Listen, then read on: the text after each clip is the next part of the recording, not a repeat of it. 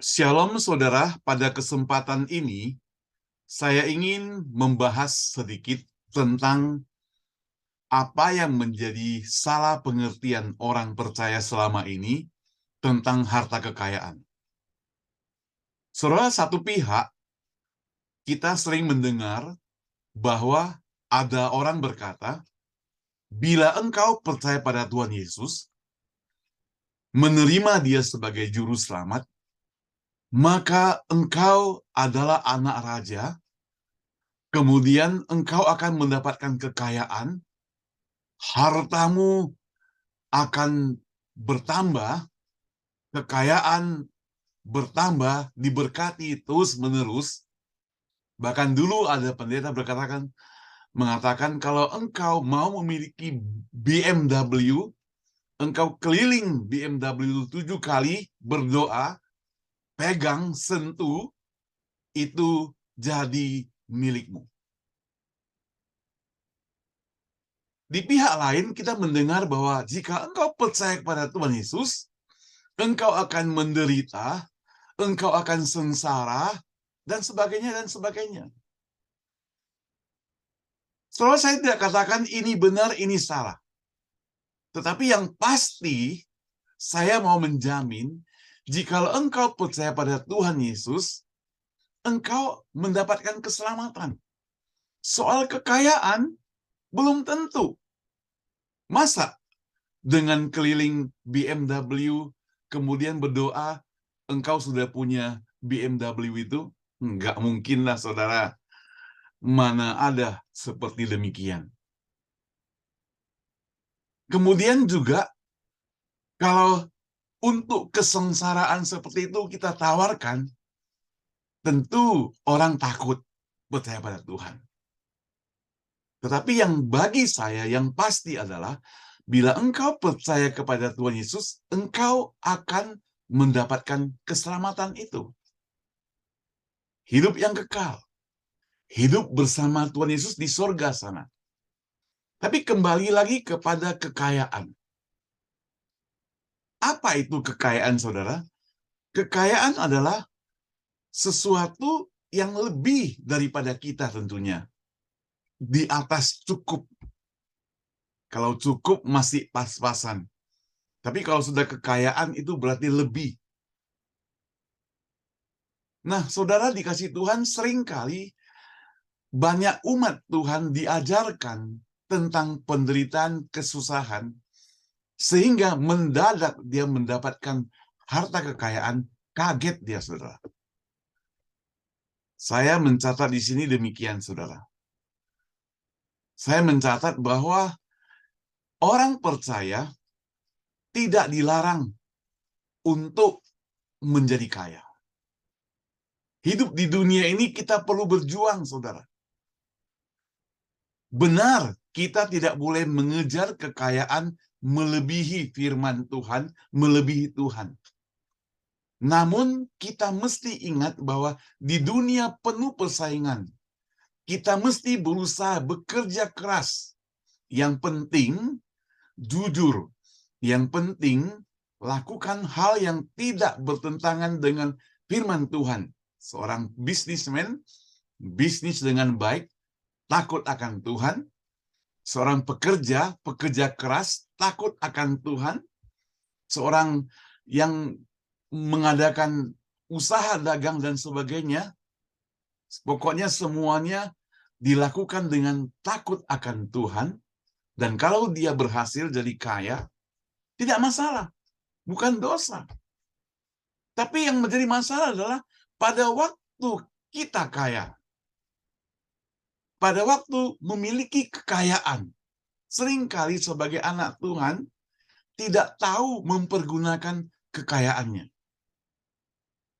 Mereka akan berubah menjadi orang yang seperti dicap duniawi, pergi berpesta-pesta, berfoya-foya, hambur-hamburkan begitu saja, bersenang-senang, bahkan ikut-ikutan mabuk-mabukan, ikut-ikutan mungkin sampai narkoba dan sebagainya.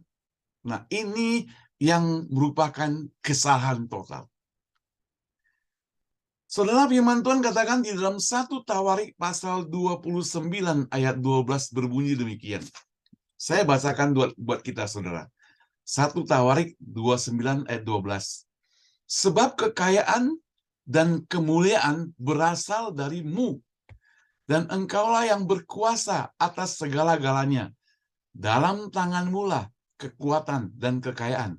Dalam tanganmu lah kuasa membesarkan dan mengokohkan segala-galanya.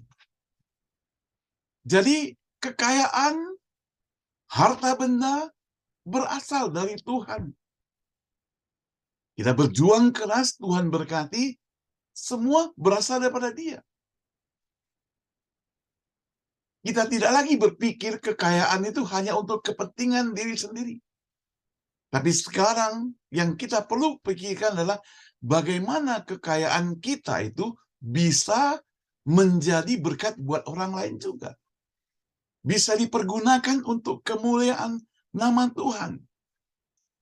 Saudara, kalau kekayaan itu hanya untuk diri sendiri, maka firman Tuhan benar, apa gunanya engkau memiliki segala harta bendamu di dunia ini, tapi engkau kehilangan nyawa, saudara. Karena Allah yang berkuasa atas hidup kita. Karena Allah yang memiliki hidup kita. Ada banyak orang, karena dia sudah memiliki segalanya, kaya, Tuhan Allah pun dia tinggalkan. Dia lupa asalnya dari mana. Ini sebagai peringatan buat kita sekalian.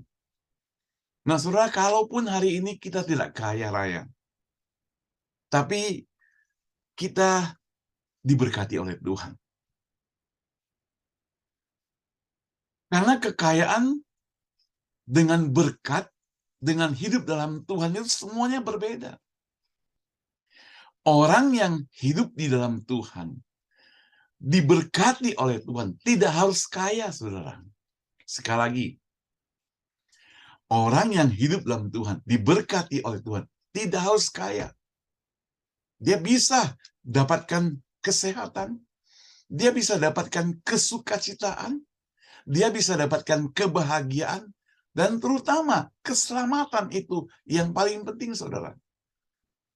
Apa artinya segala hartamu di dunia ini, bankmu penuh dengan coretan-coretan nolnya yang banyak, jumlahnya yang banyak, dolarnya yang banyak, tapi hidup kita tidak tentram, hidup kita tidak damai, hidup kita tidak sehat, kita menderita, nggak ada gunanya. Ke restoran, kita tidak bisa makan enak, naik pesawat, takut sakit jantung, mau berjalan agak jauh, napas ngos-ngosan, semua tidak bisa kita lakukan.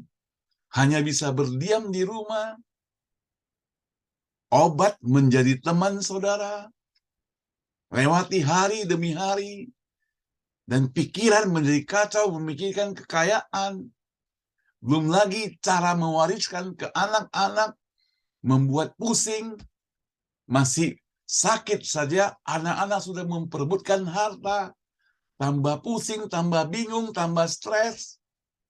Apa artinya, saudara? Itu sebab, saudara yang saya kasih Tuhan, benar kita boleh mendapatkan kekayaan, benar kita boleh kaya, tapi jangan sampai kekayaan itu menguasai hidup kita. Hidup kita tetap dikuasai oleh Tuhan. Hidup kita tetap dikuasai oleh Tuhan Yesus. Dia mengatur kita. Bukan uang yang mengatur kita. Kita yang mesti mengatur uang tersebut. Inilah pandangan kita sebagai orang percaya. Kita tidak melarang orang Kristen jadi orang kaya.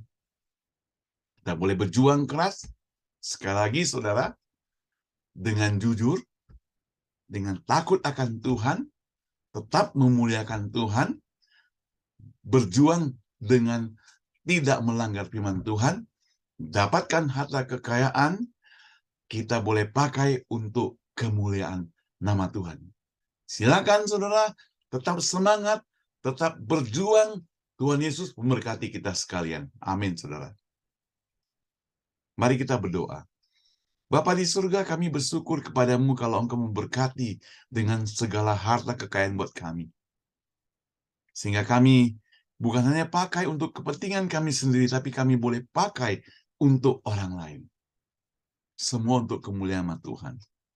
Namun jikalau Tuhan hari ini memberkati kami dengan tubuh yang sehat, namun harta kekayaan pas-pasan, atau mungkin dalam kekurangan, kami pun tetap mau bersyukur kepadamu Tuhan, karena ternyata Engkau tidak pernah meninggalkan kami Tuhan.